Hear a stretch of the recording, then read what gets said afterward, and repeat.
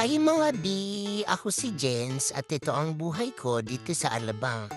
Second days of a day in my life ko na, vlog number 2.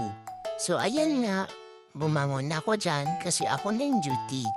Actually, ang duty ko nga pala is pang araw ako kasi si mama niya sa gabi. So syempre, pagkagising natin, ang my daily routine, makikita niyo naman ulit yung ginawa ko kagahapon. So ayun nga po, maghihilamos ko.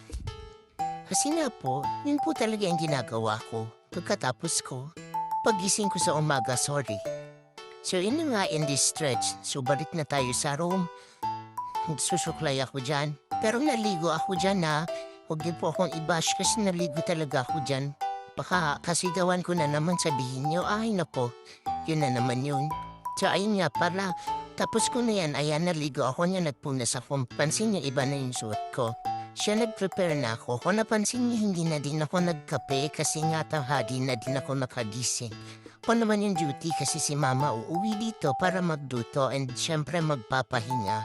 Maglalaba pa nga pala si mama. So ayun nga, papunta na ako niyan sa tindahan. Senior lang pala yan dito talaga sa harap ng Star Mall Alabang. At ito na nga po yun.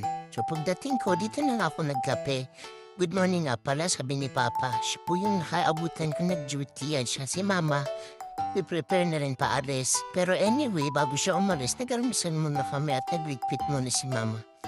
So ayan, kape-kape, kasi si Mama yung mga hindi namin na-display kahapon, din-display niya na. So magkakape na lang talaga ako. And then after niya, pag kape ko, syempre, wala na, magbabantay na hanggang alas 11 ng gabi. So ayan, haluin yung mainit na kape and then may nakita pa akong kutsinta so sabi ni Mama akin na lang daw yan. So kinain ko na siya.